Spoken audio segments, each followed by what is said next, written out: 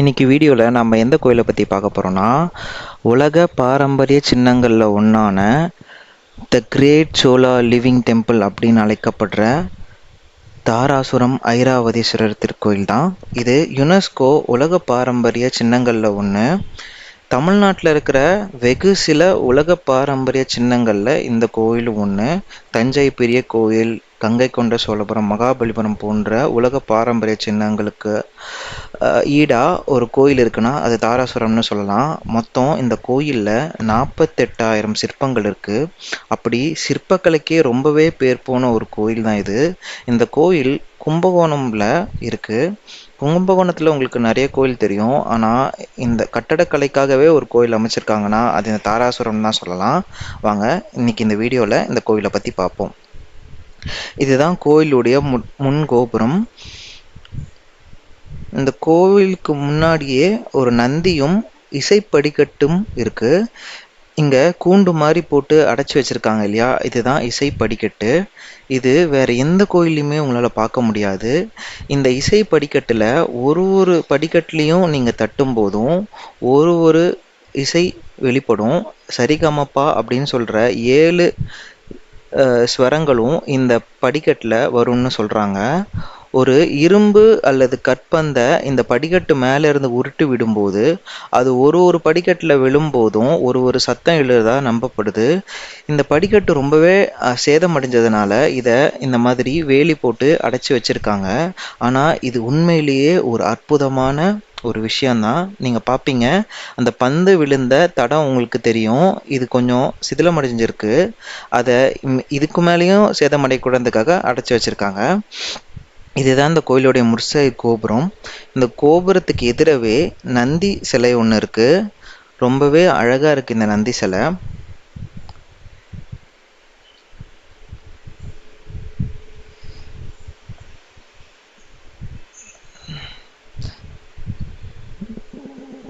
நந்தி சிலையை தொடர்ந்து இந்த கோயிலை இப்போ கரண்ட்டாக நிர்வகிக்கிறது இந்திய தொல்லியல் துறை அப்படின்னு சொல்லப்படுற த ஆர்கியாலஜி டிபார்ட்மெண்ட் ஆஃப் இந்தியா தான் இந்த கோயிலை இப்போதைக்கு நிர்வகிச்சிட்டு இருக்காங்க.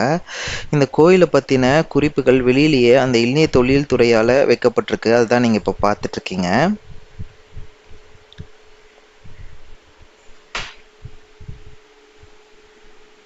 இந்த கோயில் 2ஆம் ராஜராஜ சோழனால் கட்டப்பட்டது. அதாவது ராஜராஜ சோழனுடைய பேரனான 2ஆம் ராஜராஜ சோழனால் கட்டப்பட்டது. வாங்க இந்த கோயிலுக்குள்ள போகலாம்.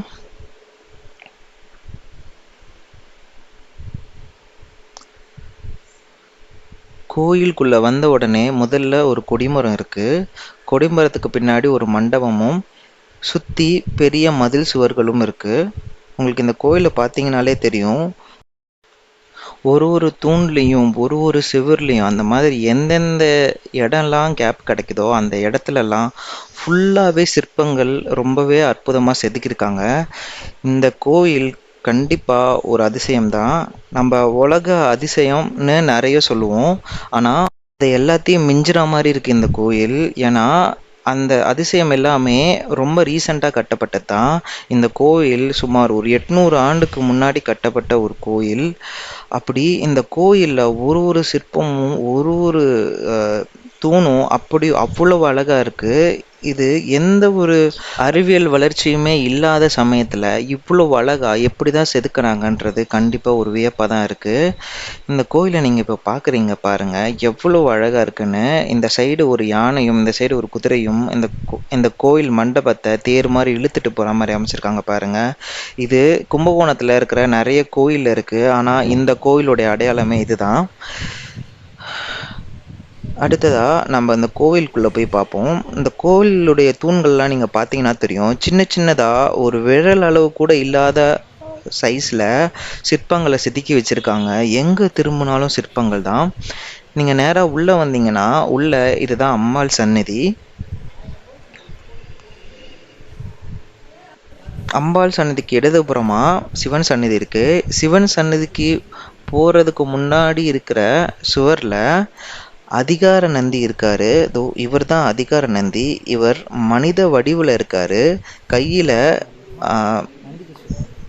மான் மழு ஆயுதம் கொண்டு சிவபெருமான் போல முக்கண் கொண்டு வணங்குன நிலையில இருக்காரு. இவர் அதிகார நந்தின்னு சொல்லப்படுற நந்தியம்பெருமான். இது வந்து ஒரு அபூர்வமான சிற்பம்தான். இவரை தொடர்ந்து நம்ம உள்ள போனோம்னா சிவபெருமானை தரிசிக்கலாம். நம்ம இப்போ கோயிலுக்கு வெளியில வந்துட்டோம். இதுதான் இந்த கோயிலுடைய முழு வடிவம். பாருங்க எவ்வளவு பெருசா இருக்குன்ட்டு.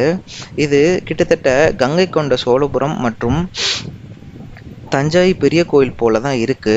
ஆனா இந்த கோயிலுடைய சிறப்பே இந்த குதிரை தான். இந்த மொத்த மண்டபமும் இந்த குதிரை தேர்ல வச்சு இழுத்துட்டு போற மாதிரி அமைச்சிருக்காங்க. பாருங்க எவ்வளவு அழகா இருக்குன்ட்டு.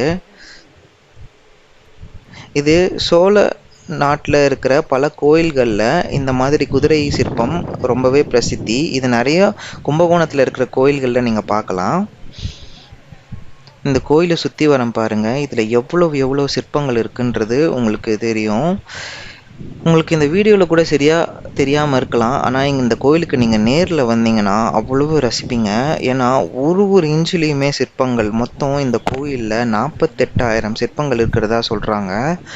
சும்மாவா இதை உலக பாரம்பரிய சின்னம்னு அறிவிக்கிறாங்க. அந்த அளவு இந்த கோயிலில் அவ்வளவு சிறப்பம்சங்கள், அவ்வளவு அற்புதமான சிற்பக்கலைகள் இருக்கு.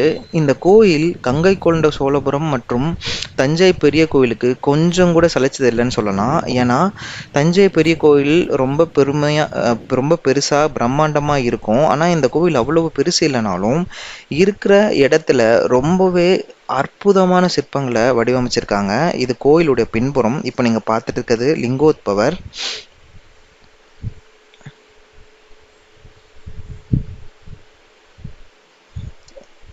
அவரை கடந்து வந்த உடனே இங்க நீங்க பார்த்துட்டு இருக்கிறது சண்டிகேஸ்வரர் சன்னதி. இதுதான் கோவில் கருவறைக்கு மேல இருக்கிற கோபுரம்.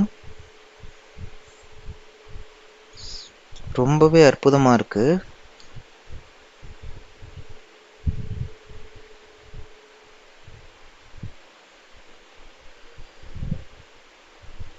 இந்த கோயில் அந்தளவு பெரிய கோயில் இல்லை அப்படின்னு சொல்ல முடியாது. ஏன்னா ரொம்பவே பெரிய கோயில்.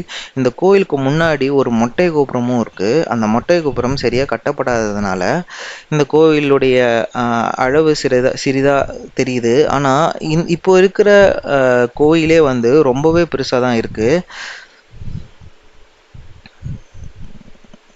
கோயிலுடைய பிரகாரம் எவ்வளவு அருமையா அமைச்சிருக்காங்க பாருங்க. அது மட்டும் இல்ல, இந்த கீழே அந்த கோவிலுக்கு அடியில ஒரு சின்னதா ஒரு லைன் மாதிரி போகுது பாத்தீங்களா, அதுக்கு கீழே ஃபுல்லாவே சிலைகளா அமைச்சிருக்காங்க. உங்களுக்கு இது பாத்தீங்கன்னா நல்லாவே தெரியும். நாங்கள் வந்தது ஈவினிங் ஒரு 6 o'clock அந்த டைமு. இந்த சன்செட்டில் இந்த கோவிலை பார்க்க அவ்வளோ அருமையாக இருக்குது. இந்த கோயிலை எந்த டைமில் பார்த்தாலும் ரொம்ப அற்புதமாக இருக்கும். இரவு நேரத்தில் விளக்கொளியில் ரொம்பவே அற்புதமாக இருக்குது. பகலில் பார்த்தீங்கன்னா உங்களுக்கு இந்த சிலைகளுடைய வடிவம் எல்லாமே ரொம்ப டீட்டெயிலாக தெரியும். இங்கே கீழே பார்த்தீங்கன்னா உங்களுக்கு தெரியும் அவ்வளோ சிற்பங்கள். இவை எல்லாமே வந்து உங்கள் உள்ளங்கை அளவு கூட இருக்காது. அந்தளவு நுணுக்கமாக, அந்தளவு சிறிய அளவில் எந்த ஒரு அறிவியல் வளர்ச்சியுமே இல்லாம, எந்த ஒரு மிஷினுமே இல்லாம கையிலே செதுக்கியிருக்காங்க. இப்போ அந்த சிற்பங்களோட வரிசைகளை தான் நீங்க பார்த்துட்டு இருக்கீங்க. கீழே பார்த்தீங்கன்னா ஒரு பாக்ஸா போட்டிருக்கு பார்த்தீங்களா, அதுல எல்லாமே சின்ன சின்ன சிற்பங்கள். இது மட்டும் இல்லை, இந்த கோவிலுக்குள்ள இருக்கிற தூண்ல ஒரு தூண்லையுமே அவ்வளோ சிற்பங்கள் இருக்கு. இந்த சிற்பங்களை எப்படி தான் பண்ணாங்கன்றது ரொம்பவே வியக்க வைக்கிற மாதிரி இருக்கு. ஏன்னா ரொம்பவே அற்புதமாக பண்ணியிருக்காங்க. இதெல்லாம் வந்து நம்பவே முடியலை. எப்படி இவங்க வந்து ஒரு மிஷினோ எதுவுமே இல்லாமல் எப்படி கையில் பண்ணாங்கன்றத நம்ப முடியாத அளவு இருக்குது இந்த சிற்பங்கள் எல்லாமே. கண்டிப்பாக இந்த கோயிலுக்கு வரணும். இந்த கோயில் தமிழரோட பெருமைன்னு தான் சொல்லணும். கண்டிப்பாக இதை வந்து நீங்கள் கண்டிப்பாக வந்து பாருங்கள். இந்த வீடியோ உங்களுக்கு பிடிச்சிருக்குன்னு நம்புகிறேன். இதே மாதிரி நான் பல வீடியோக்கள் போட்டிருக்கேன். இன்னமும் நிறைய வீடியோக்களும் போடுவேன். இந்த மாதிரி ட்ராவல் மற்றும் ஆன்மீகம், கோயில் சம்பந்தமான வீடியோக்களுக்கு நம் யூடியூப் சேனலை சப்ஸ்கிரைப் பண்ணுங்கள். தேங்க்ஸ் ஃபார் வாட்சிங். நன்றி, வணக்கம்.